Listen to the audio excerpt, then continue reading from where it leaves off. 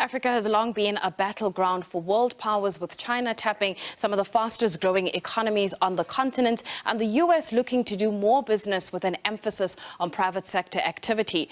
Recently, Rand Merchant Bank set up an office in New York in a move to facilitate funds into Africa from the world's largest economy. I spoke to Mark Chiaviello, Managing Director of the RMB Representative Office in the US, about investment opportunities presented by the African continent. RMB, or the First Rand Group, has proven over the years to be very thoughtful about how they approach business. And I think the opportunity now in the U.S., so clearly, South Africa has some issues, but there are still significant opportunities coming out of the United States, or North America, for that matter, into Africa. You look across the board, whether it's in the consumer space, the healthcare space, I'd even argue autos. There still are significant opportunities, and if you've seen over the last 3 or 4 years, there's been well over $15 billion worth of investment into South Africa, buying up some of your best-known brands. Right. So, from your experience, and I read just a little bit on your bio, you've been working with a lot of North American companies for over a number of years. Have American companies been slower to commercial opportunities on the continent? How have you been seeing that, at least over the past few years? What's your sense of it? Despite my best efforts, yes, they have been slower than I would have liked to have seen. But that is changing. And if you look at brands like Kellogg's, you look at brands like Colgate, I think they realize now that there is significant opportunity in Africa. When you look at the youth, right? They're 1 in 4 Africans, 1 in 4 people in the world by 2050 are going to be from the continent of Africa, right? And so these aren't decisions that they're making for next quarter's earnings or for even this year's earnings, right? But these are commitments they're making for the long term. Case in point, you look at bottled water, right? There is more bottled water sold now in the U.S. than there is soda water, right? So clearly, that drives names like Pepsi and Coca-Cola to invest further into Africa. So they have been slow, but they've certainly picked it up now. The one thing about the African continent is that it's not one homogeneous unit. Different markets react very differently. The economies are quite different. What are some of the opportunities and I suppose even challenges that you're seeing? Especially when you look at the different regions, which regions are attractive? Yeah, let me start first with the opportunity. And that really would be along the lines of the Africa Free Trade Agreement, right?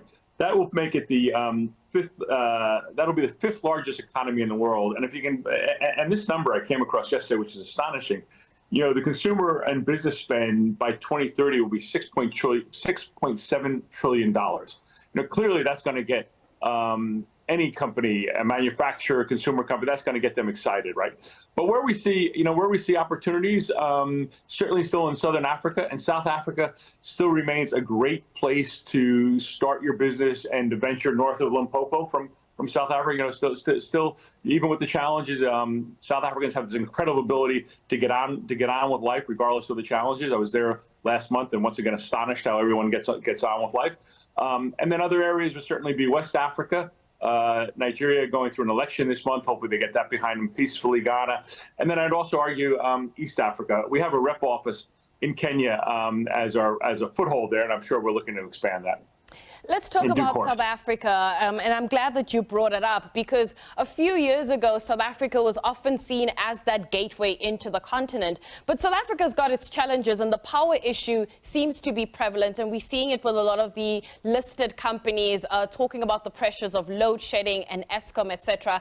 Are those going to be key concerns for investors, the ability to provide sustainable power over the long run? No, it'll certainly be.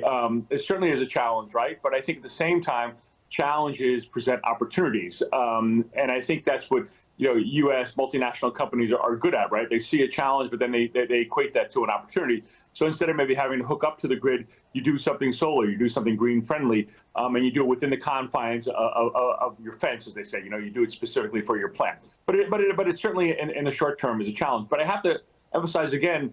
I was in South Africa in January. I've been going many, many times over the course of my career, a real privilege. And it's in certain areas it seems like South Africans haven't missed a beat, right? The way South Africans handle traffic lights down is astonishing. I talk often of this time. I work in Midtown Manhattan, and 51st and Park, there was a traffic light out, and it just caused chaos in the morning commute, right? South Africans, you folks seem to get on with it quite well. Astonishing. Let's talk about, I suppose, call it the plans for the next 3 to 6 months, perhaps even a year if we have to look short to medium term. What will the office be focusing on? Do you have key meetings set up with investors, and what industries are they looking to tap into?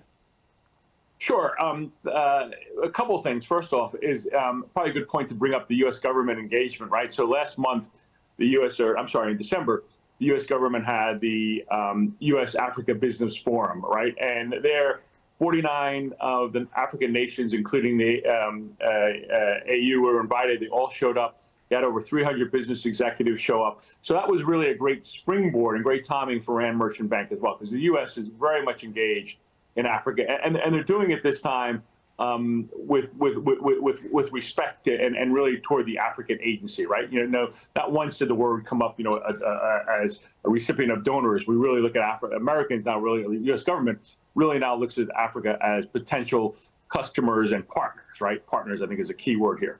So, so clearly, working off what the U.S. government has done, I was on a call yesterday with Vice President Harris's office about an upcoming trip she's had. The Secretary of Treasury was just in South Africa. Right now, as we this past week, Undersecretary of State Jose Fernandez spoke at the Indaba. So there's a real commitment from the U.S., and with that helps promote U.S. companies going to Africa. But to get to specific areas, I continue to think in the consumer space there's great opportunity. And I think also in the healthcare space, there's great opportunity. So in the short term, it'll be reaching out to those companies and making sure that they know that RMB has put a stake in the ground here in the U.S. We're in Rockefeller Center, actually a great location.